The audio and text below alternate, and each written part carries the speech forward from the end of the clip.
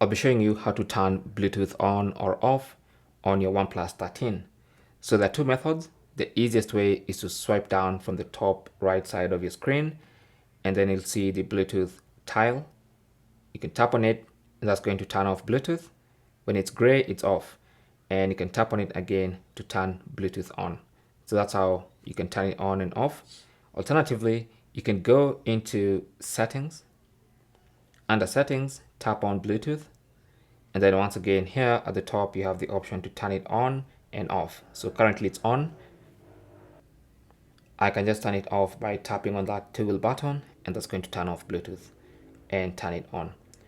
Thanks for watching. If you have any comments or questions, feel free to leave them in the comment section. If you found this video useful, don't forget to leave a like, possibly even subscribe for more tips. I'd really appreciate that, and I will talk to you in the next one. Good luck.